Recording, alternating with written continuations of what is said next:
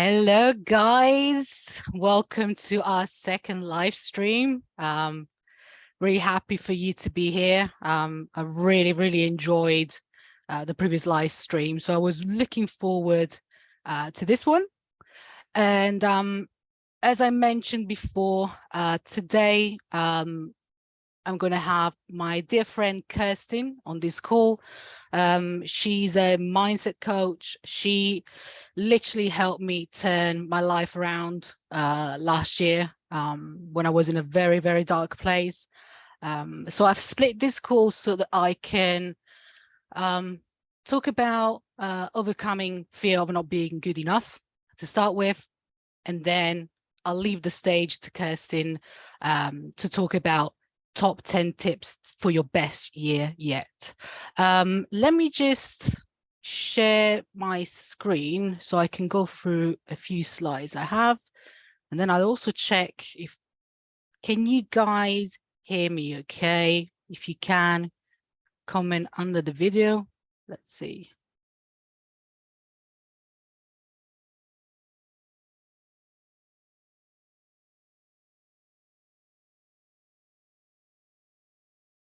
Can you guys hear me?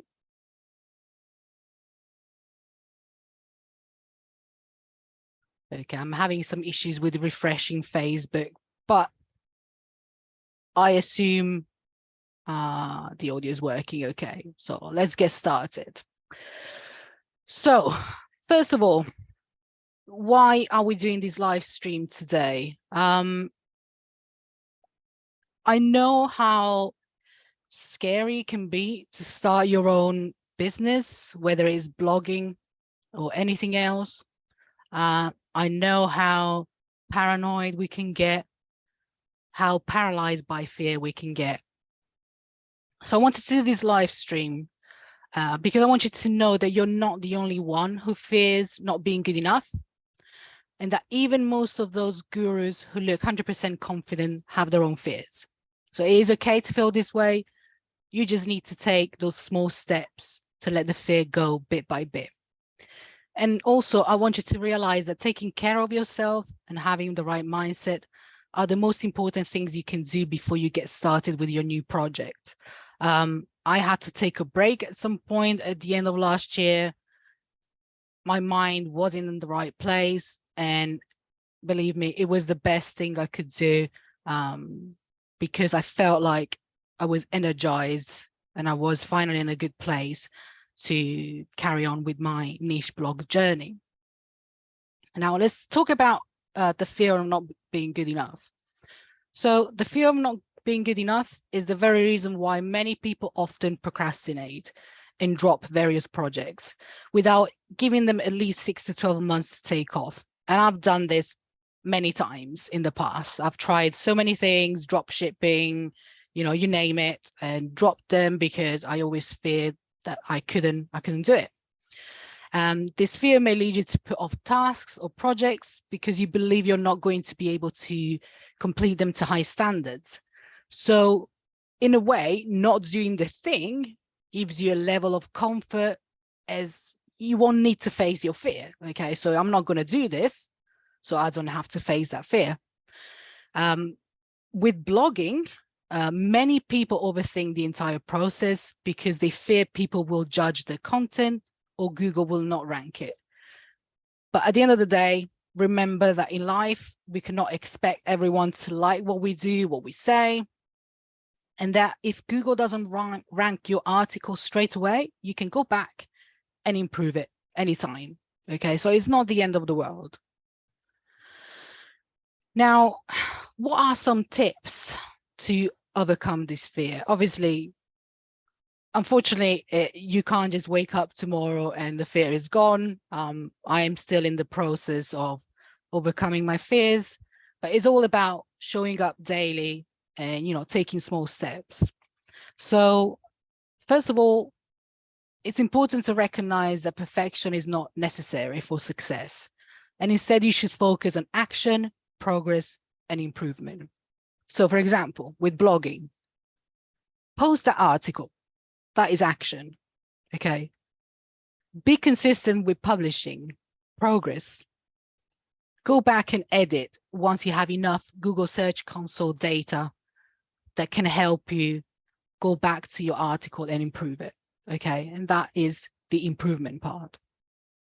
And then, very important, practice self-compassion. Be kind to yourself and remind yourself that making mistakes is a natural part of the learning process. We all make mistakes. You know, just learn from it. Just learn from it, and mistakes help us grow. So it's okay. And try to reframe your thoughts and focus on the positive aspects of the task at hand rather than dwelling on the negative. For example, okay, I'm not sure whether this article is going to rank, but I'm going to write it anyway, because actually right now I'm in that phase where I'm still learning how to write properly. I'm still learning how to do my research properly. So I'm just going to take this as a learning curve. More tips. Very, very important. Surround yourself with supportive and encouraging people who can help you boost your confidence. In high school, I had my science teacher. I mean, we're talking about 20 years ago, guys. And I still remember, you know, standing there in front of the blackboard, writing things down, and the teacher saying, "You're stupid," in front of everyone. And these are memories you carry with you, you know. So you either just carry these memories with you and just, you know, just have these memories haunt you day in and day out, or you make space for new positive memories by surrounding yourself with people who uplift you. Okay. And again, surround yourself with people who are going through a similar journey, so you can set up a healthy challenge and become accountability buddies. Okay. So if you know someone else who is also doing blogging or whatever business you're in, you know, make connection, make friends, and, you know, support one another. And then remind yourself of your past accomplishments. You know, remember when you thought you were not good enough to do X, but you ended up excelling? Believe you can do it again. Okay. If you've done it once, you can do it again. Now, I mentioned that when you fear that you're not good enough, you're going to tend to procrastinate. Okay, so what are some tips to overcome procrastination? So one of the things you should do is set clear and realistic goals. So again, with the example of blogging, rather than saying, I want to monetize my blog by December 2023, say, I want to create 10 blog posts per month. Okay, because 10 blog posts per month, you know, it's 120 blog posts by December. Okay, we are at the end of January now, but and that is a big step towards monetizing your blog. And it's a concrete step. Create a schedule and stick to it. Make a list of tasks that you need to complete and prioritize them based on their importance and urgency. Tackle the most important tasks first and then work your way down the list. I am guilty to, in the past, I mean, I still do it sometimes, to tackle the easiest task first, because it gives you that sense of accomplishment. But you should have a clear schedule that makes sense with the most important things first. And then you can also use techniques such as the Pomodoro technique. It's a little timer where you can basically set a specific amount of time where you commit to work and then you take a break. Okay, and this can help you to increase focus and productivity.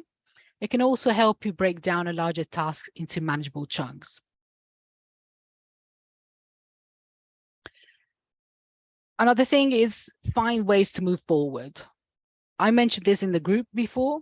When I know that I cannot complete a blog post in that specific moment, I publish whatever I have. Okay, I have 100 words, I'll publish them. In our case, it just gives that blog post a little bit more time to mature, because you will get Google to crawl the article in the meantime. It gives that sense of achievement to your brain. Okay, so, you know, I've done something, I've posted something. Okay, so it just gives you that drive to carry on, and it also forces you to finish the article the day after, because obviously you don't want to leave that incomplete article for weeks. Also, identify and eliminate anything that might cause you to procrastinate, such as social media, emails, uninstall the apps, turn off your phone when you're, you're writing your blog post. And then, very important, reward yourself for completing tasks on time. Reward yourself for achieving your goals.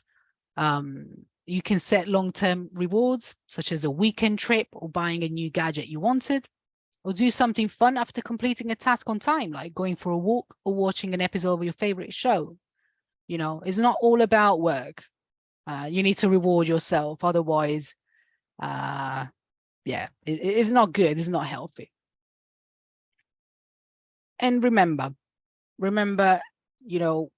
blogging, the beauty about blogging is that you're doing the thing for yourself. Nobody's coming after you. Take your time to learn. Take your time to execute. I know there are people out there who brag about, oh, I write 3 articles per day and so on. But we're not all the same. We don't have all the same level of energy. We don't have the same, it's just, we all have different lives, different goals. So, take your time to do your thing, to get into the right frame of mind, to achieve your goals, and take breaks when you feel like you're sinking. Very important. Remember that blogging takes time and patience. So if you're struggling with money right now, and you're getting into a state of anxiety that you need to monetize your blog as soon as possible, I invite you to consider finding some active income instead, such as writing for others. Okay, writing for others, becoming a Uber driver, and so on. Okay, because unfortunately, blogging takes a few months to take off. Okay. And again, very important, never compare yourself to someone who has already achieved their goals. It's just not healthy. It just keeps you into that state of fear, state of not being good enough. Instead, focus on your journey. Just look at where you were 1 week ago, 2 weeks ago, and just do that little bit more, to improve, to be better than you were last week, the week before. It's all about your journey. Never compare yourself to others. Okay. I hope you found these slides useful, guys. I am going to share them in the group and open questions at the end of the call. Right now, I wanted to pass the mic to my friend Kirsteen. And let me just stop sharing the screen. If I never know where the button is. 1 second. Hello, Kirsteen. There we are. Hello. I don't think I'm sharing the screen anymore. No. So I can share my screen then. First of all, Kirsteen, did you want to talk about yourself a little bit, what you do, who you are, aside from my beautiful friend? You did make a lovely introduction for me, so thank you for that. Yeah, hi everyone. I'm Kirsteen. I'm a confidence and transition coach.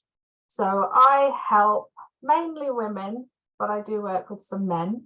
I help women build unshakable confidence so they could speak up, step up, and stand out in their career or their business. And Christina, you did a great job about talking about this fear of not being good enough, because it's a big deal.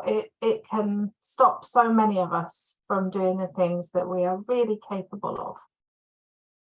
So this afternoon, I'm sharing my best tips to help everyone set up their best year yet. Now, I spent 32 years in corporate. I spent 20 years running big businesses for other people, turning them around, and the last 3 years building my own business. So I'm basically sharing the things that I've learned on my way, and I hope that they are going to be useful for you, whether in your blog business, any other business you run, or just in your life, actually. So I'm going to attempt to share my screen. And like with that. thank you so much. Here we are. So I can't see any questions or anything come in. So Christina, if there is anything and you need to stop me, just stop me. Yes, I'm just going to look at the questions at the end, so don't worry. Okay, perfect. Okay, so very first thing, and this is so important. So as you start your year, the most important thing that you can do is be really honest with yourself. Quite often, we don't want to do this. We want to avoid facing some of the things. We might even have some niggles about where things aren't going well or why things aren't going the way we want them to. If we don't pay attention to that, we're never going to change it. And any change starts with us being really honest with ourselves. Now, one of the best things that you can do, whether you do this personally or for your business, is take some time out and just journal. What are the things that went really well last year that I'm really proud of? And what are the things that didn't? And be honest. And maybe why didn't they go well? Because there will be some things that you'll be able to identify and then do something with. This is something that I do every single year. And when I sat down and looked at my business and the things that I wasn't happy with and got really honest, one of the simple things that I am changing this year is my sales process.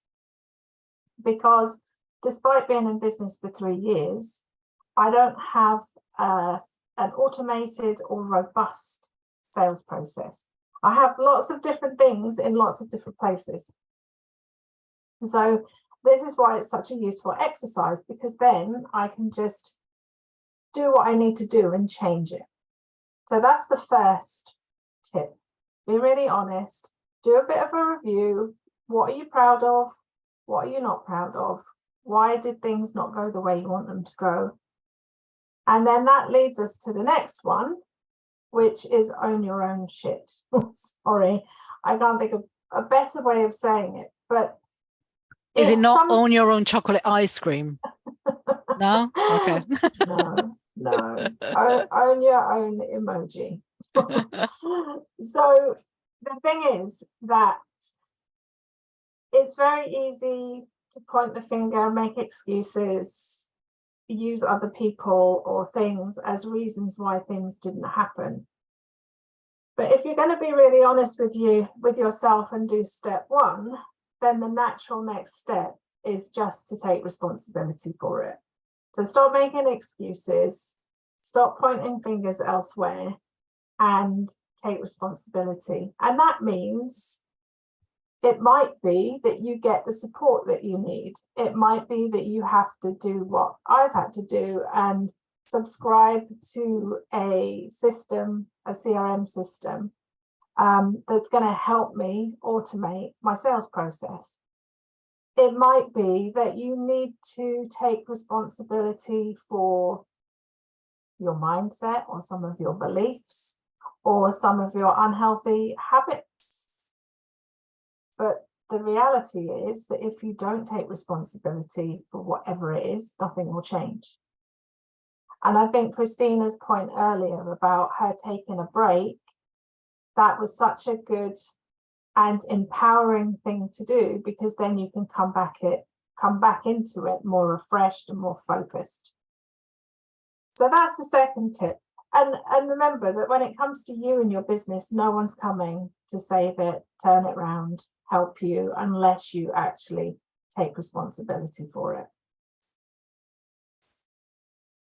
So the next tip is make sure it's you that's driving your business and your life. And I say this because I spent many years, as I said, working for another organization, working for someone else's agenda rather than my own. And what I found is even now I'm running my own business, sometimes I'm not the one driving it. So what do I mean by that? There are things that I do that mean I'm not driving my business. Sometimes it means other people are actually driving my business. That could be my clients, because I'm letting them make decisions instead of me.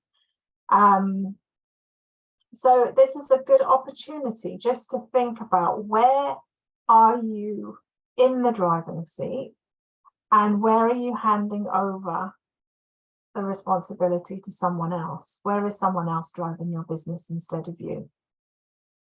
And for me, sometimes that's because I'm so busy in my business that I don't create the space or time for me to be sticking to my plan, because I'm so busy in it, so busy with clients, that I'm not doing the business building. And so if we go back to owning it, then what I need to do is get myself some support to make sure that I can drive my business. So challenge yourself on what are the things that you're doing that means that you're giving up the steering of your business, or your life for that matter. And equally, what are the things that you're doing that make you feel like you're really forging ahead and in full control of your business, and do more of that. And this is a really important mindset shift, and Christina will have heard me go on about this all the time, but it's a big deal. It's something that made the biggest difference to me, and that is shifting out of reaction and into creation. If you're in reaction to everybody else, even if it's your business, whether it's your life or your business, it doesn't matter. If you're in reaction to everyone else and everything else, you are not creating your own path.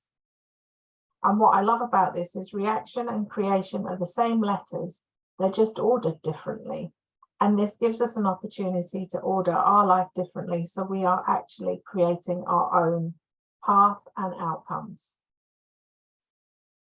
Okay, so next, focus on the solution. As I said at the beginning, I spent a lot of time turning around businesses and going in to sort out problems. And that means, like many other people, I'm naturally focused on the problem. And that can be where I direct my time, my energy, my focus. And what tends to happen when we're focused on a problem is that we come up with maybe one or two options to solve it. And then what tends to happen is that we jump into the first option, which isn't always the best solution for the problem. What I've learned is, if you focus on the solution and bring your time and energy to the solution, you're going to come up with way more than two options to solve the problem. And that then creates much better opportunities. It expands the possibilities to solve the problem. It expands your thinking, and it's just way more expansive, which means you are going to get a better outcome. So would you rather have two options to solve a problem, it's A or B, or would you rather have 15 options because you've really opened up your thinking and explored everything that's available? If you want the second option, put your energy and focus into the solution, not the problem. This one's a really easy one, but it makes a big difference. The place that most of us will get stuck is in the how. In fact, if we can't see how we do something, the chances are we might not even start it. And this is the same whether it's in your business or in your life, relationships, health, whatever it is. The how is what stops us. If we don't have a plan mapped out of how we're going to get from A to B, we don't even start. And so this shift is really important. If you find yourself stuck in the how am I going to do it, shift into who can help me. And we've all got people around us with different skill sets, experiences, and knowledge and connections. And if you actually leverage that, you can get your result much quicker, much easier, without the pain, and probably a better quality result. You might have to pay because you can't expect people to do things for free, but you might not. And quite often people will give you a taster session or a quick conversation to try and help you get started. And more often than not, if you take the first step, then you're going to continue. It's not taking the first step that's the problem. So think about something that you're maybe stuck in right now because you don't know how, and then shift your thinking to who can help. Okay, the little things are the big things. I have a paradigm that I use with my clients, which is small hinges swing big doors. Doesn't matter how big the door is, there are always some little hinges that if they weren't there, the door wouldn't open or close. And so sometimes when we're about to try and do something, we think we have to do the big things. We think the big things make the difference. But the truth is, the little things are the things that make the biggest difference. And there's a saying, the bigger the change you need to make, the smaller the steps you need to take. We massively underestimate the power of adding little things in and doing them consistently over time. That is where you will create transformation. So think about the little things that if you did consistently, they would make a huge difference, and structure them in, because by the very nature of them, they're not going to take a lot of time. Procrastination. I know Kirsteen has talked a lot about procrastination and raised some very good points, which I agree with. I also want to add a different one in. Now, sometimes procrastination isn't because you're lazy or distracted. Sometimes procrastination is because whatever it is that you're resisting doing is out of alignment with the bigger picture or your bigger vision. And so before you jump into giving yourself a hard time, which is what I generally do if I'm procrastinating, just check in with your gut, check in with your intuition. Is this thing that you are resisting doing really the right thing? Because it might not be. And if it's out of alignment, then you need to do something different instead. The other reason that this is really important is because sometimes we resist doing things because the benefit is not now. The benefit is further down the road. But the thing that we need to do now is hugely important to us achieving the thing further down the road. And so what's really important in these scenarios is that us now are really connected to the future plans and visions that we have for ourselves, because we need to stay really connected to the future. Otherwise, we're not going to take the action today. So our today's action needs to be in alignment with where we're going in the future. Hopefully that makes sense. But obviously throw some questions in if it doesn't. This is something else that Christina talked to. And she was talking about comparing yourself to others. This is a biggie. Compare and despair is one of the biggest ways that we drain our confidence and that we don't do something, or that we get really distracted and move away from our plan and try and do something instead. So I've seen this in myself, and I see it often in my clients. as a coach, there are loads of coaches, as you well know. And if I see a coach who's doing a podcast, I might think I should do a podcast. And then I see a coach who's doing an online program, and I don't have an online program. And then I might think I need to have an online program. But the truth is, just because that's what's right for them, it doesn't mean it's right for me. And this is where it's so important that you have a plan and a vision for your year, and then that you work to a quarterly plan so that you're not changing your strategy every 5 minutes because it's what someone else is doing. If you can be grounded in your strategy and your plan, then from time to time you might want to change your tactics, but you're not going to be doing U-turns in your business, because if you're doing that, that uses up so much energy and it slows your results down. So stay focused on your plan, your vision, and remember that just because someone else is doing something doesn't mean you should be too. The one word that will guarantee success: persistence. And I have a good dose of shiny object syndrome from time to time. I'm sure you all know what that means. I'm here sitting in the background coughing. Yes, I'm not going to mention you, Kirsteen, that would be wrong. But I know I'm not alone. And I remember when I first wanted to launch a group program, and because the first launch I didn't go well, I didn't even get through the first launch. I remember talking to my coach halfway through and saying, I'm going to change direction.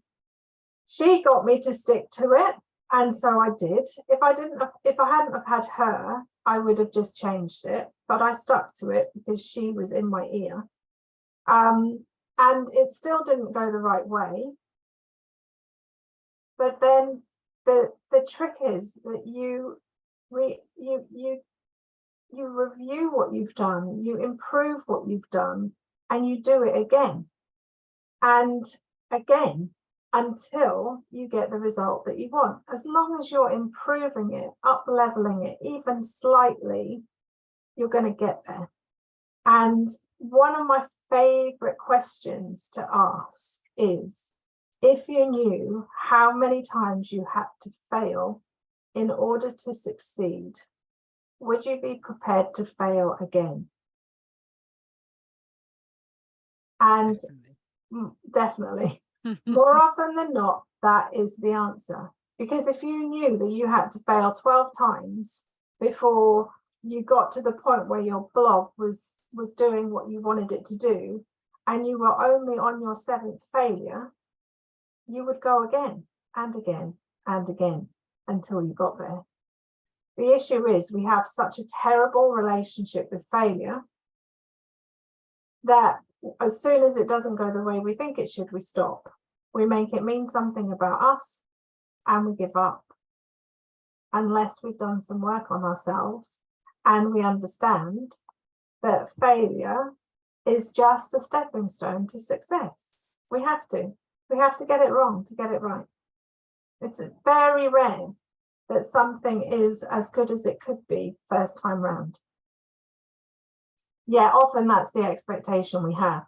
So if we can shift that and just focus on being persistent and keeping going until we get where we want to go, we're going to have much better results. Can I just mention, often that's the expectation we have, because we see on the internet all these successful people and we think that, they just woke up one morning and they were like, woo, money, success. But we don't see what was behind it, the amount of times they failed and all of that. Absolutely.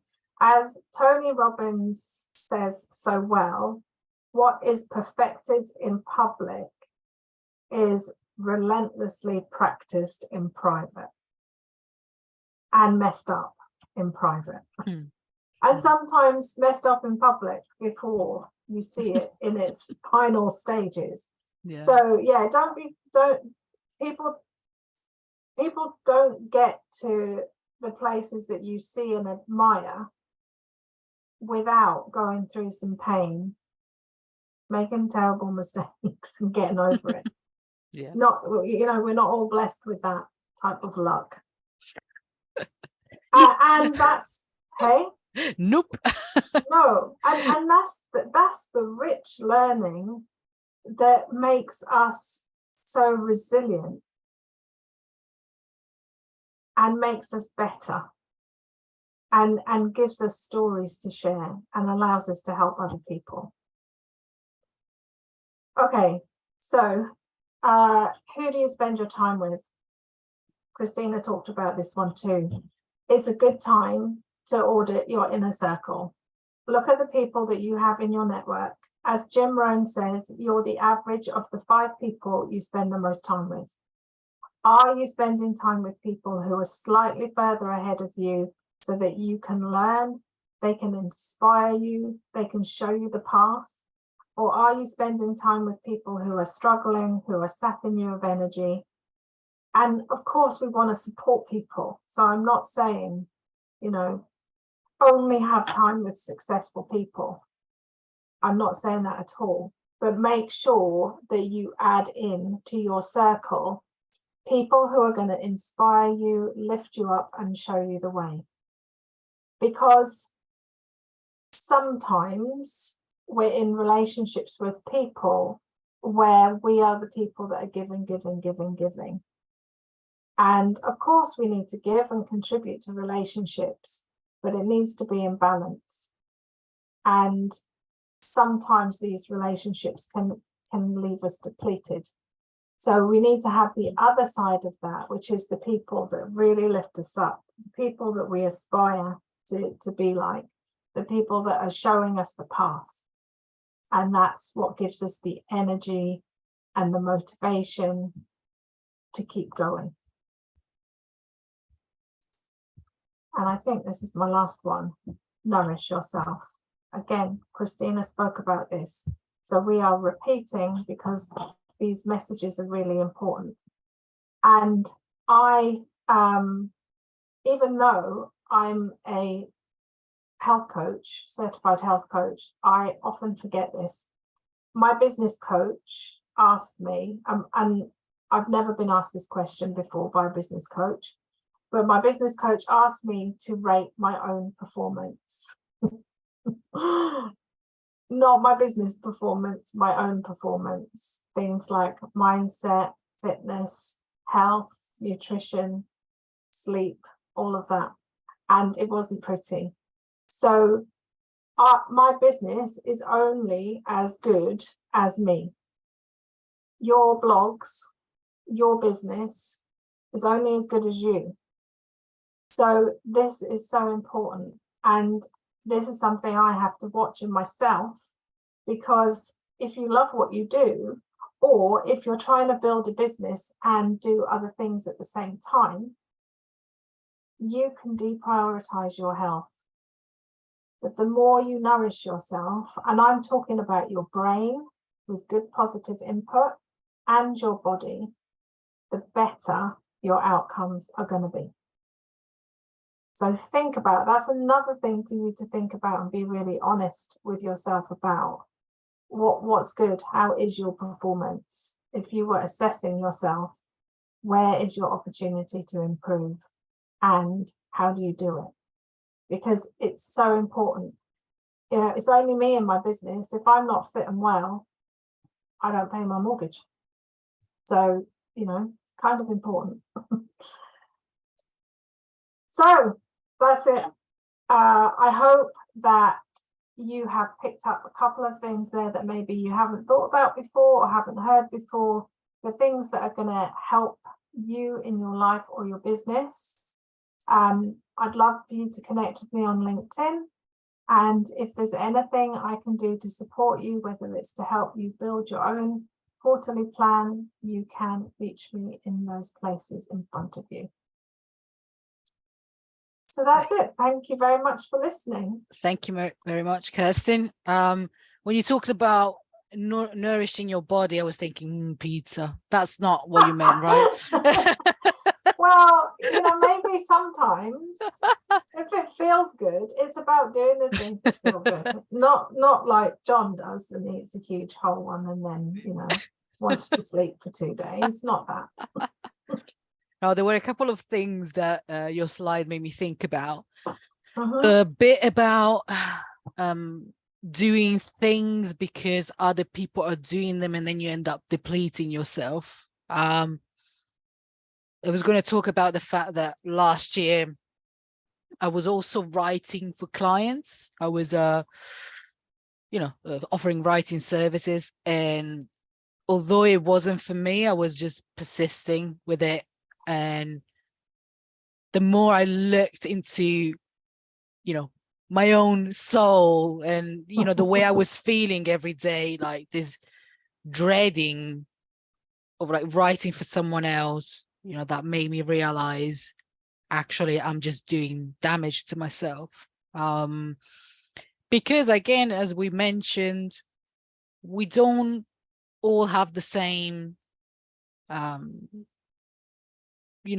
strong mindset at the moment, and we might need a little bit more time. And at the moment I'm okay doing my blog and having my full-time job, so if I took on other things it would just really deplete me. There was a point where I was just working and I wasn't doing music anymore, nothing like that. And it is really important, guys, that you keep up with your hobbies as well, and that you have fun, because yes, if you have a full-time job already and then you do things on the side like blogging every day, and then you don't create time for bashing on the drums or whatever you enjoy doing, it seems like, oh yeah, everything is okay, I can do this, but eventually you will accumulate so much that you will explode. Not literally, hopefully not, self-combustion and all, but I've been through that, and this is the reason why I'm saying it. I've been through that, and I don't want you guys to be through that.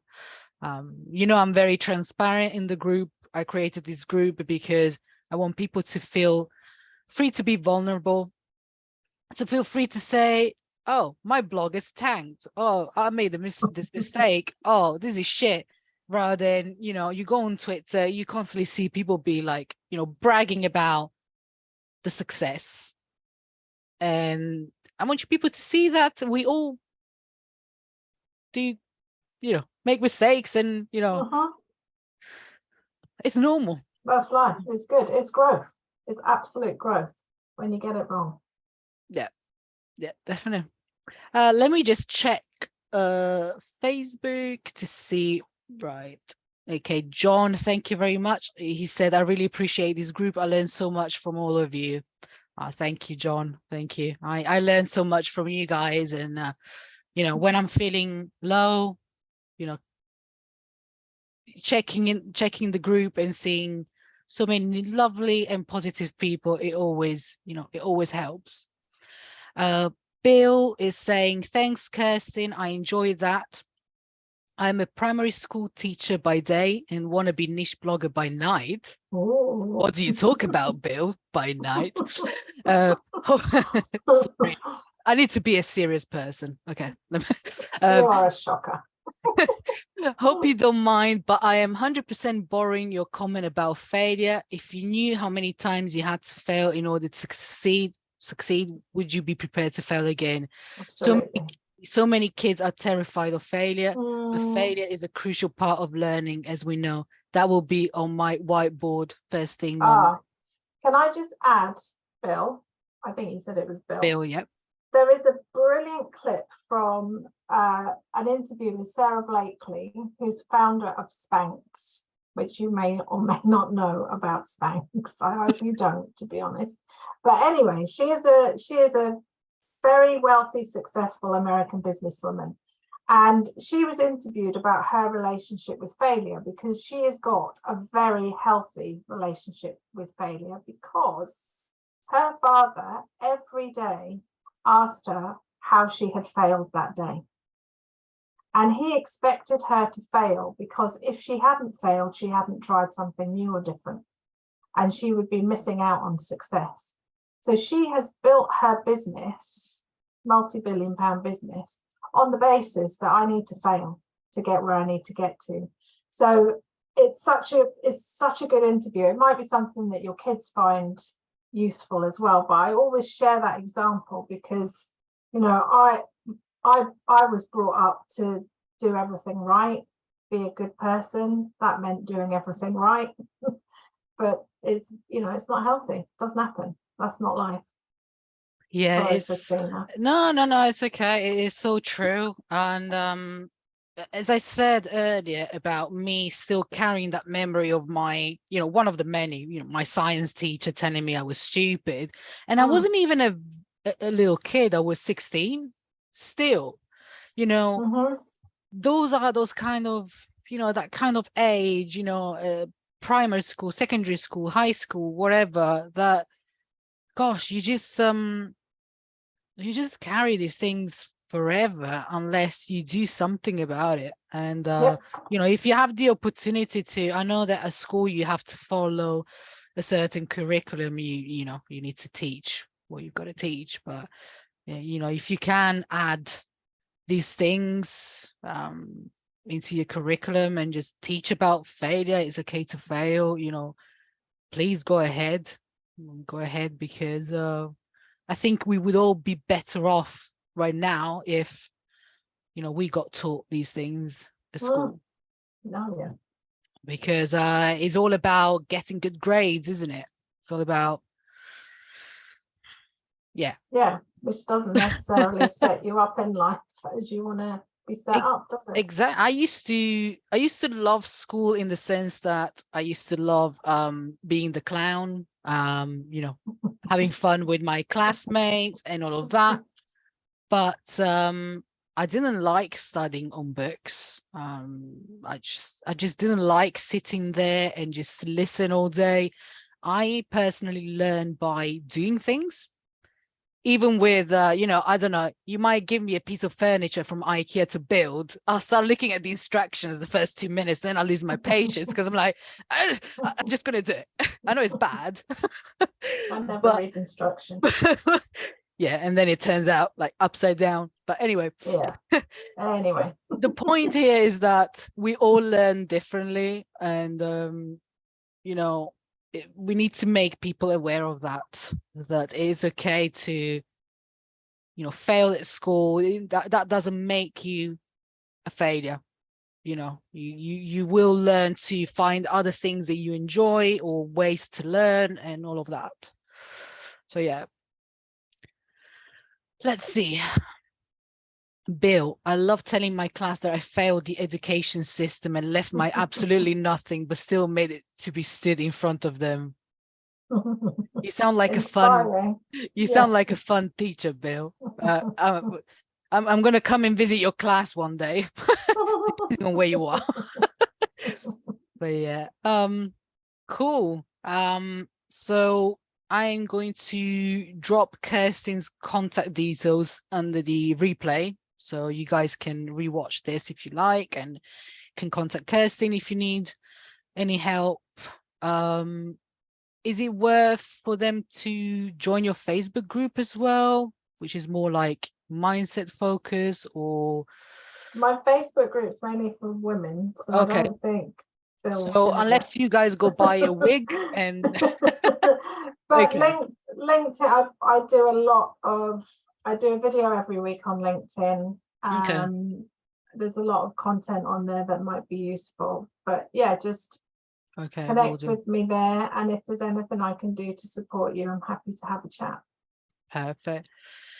Well, there are no more questions, so yeah, I guess we call it a day. Well, thank you very much, Kirsteen. Thanks for having me, Christina. All right. See you guys. Bye. Bye. Bye.